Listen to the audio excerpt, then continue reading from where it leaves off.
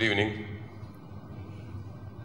Thanks, Paul, for these nice words of introduction. Thank you all for coming. I think we are competing with a soccer match, I heard. An interesting one at that. But we could not wait. We had to do this event. So the urgency of certain issues is greater than all considerations for timing, and therefore I appreciate that you came, and you will hear the entire lecture as I would have given it to 500 people or 800 people or more. The interest for this evening was specifically high in some media who thought they ought to check in who this guy is and what he has to say. We told them that they can have copies of the recordings that we're doing, and but we did not want any disturbances here in terms of too many people recording and filming and kind of interrupting the flow of this evening. The reason why you came is probably curiosity. Maybe you are also here because you yourself or someone you love is concerned with certain health problems, including cancer.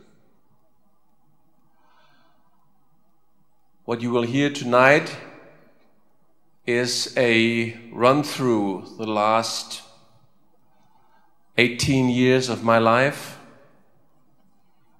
of the battle we have been fighting. Obviously, many of the things that I wanted to tell you, or I should tell you, I can't because it has to be inevitably condensed. But luckily there is the internet and there is information that you can obtain online. And this is why I believe the right thing to do is to take you with me on this journey.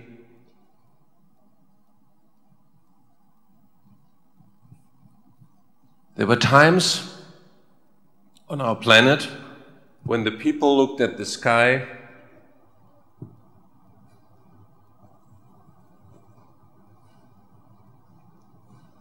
and they knew exactly how the universe operates.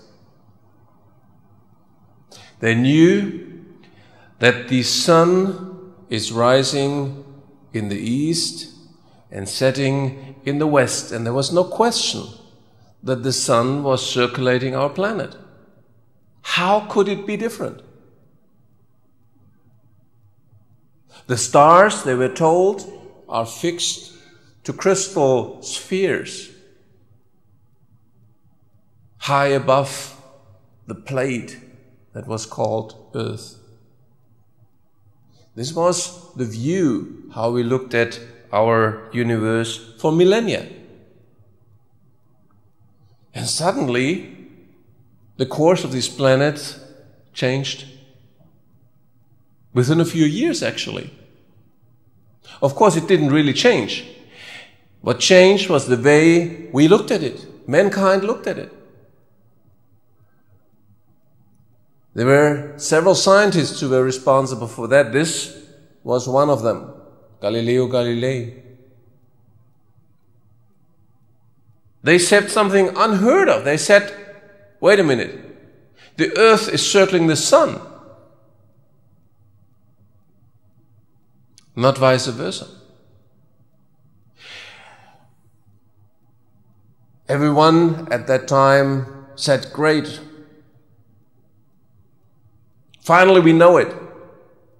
Let's have a rally in Rome or Paris or wherever in London and celebrate. That was not the case. Too many interests were dependent. that the earth is a plate,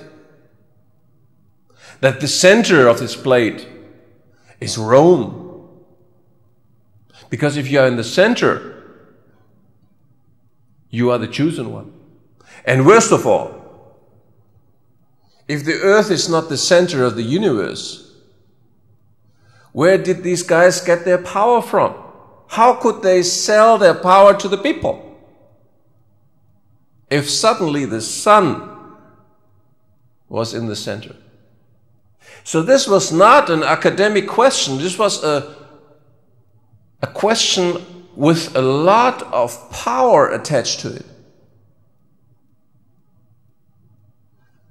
Accordingly, Galileo was called in. They showed him the torture instrument. They said, you got to revoke this. You got to recant.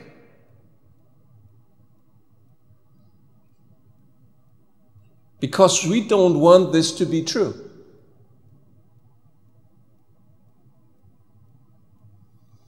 It took 400 years to confirm everything that Galileo had said. But eventually, the truth prevailed. Even more dramatic are changes in the universe of medicine. Again, for millennia, epidemics were the greatest threat to the health of our ancestors. It was very clear what the reason for that was. They knew the cause. Epidemics were the curse of heaven for the sins of the people. No one questioned that for century after century. Until someone came along and said, well, let's look under the microscope, what we can see, what we can find. And suddenly, microorganisms were identified as the cause of epidemics that were taking the lives of tens of hundreds of millions of people. Everyone in Paris at that time was celebrating in the streets. Great man, Pasteur. Not so. For 25 years, the own Academy of France was fighting this man with the argument, you are just a chemist. You're not even a doctor. It was only on July 6, 1885, when a young boy was vaccinated against rabies and survived this deadly disease, that everything turned.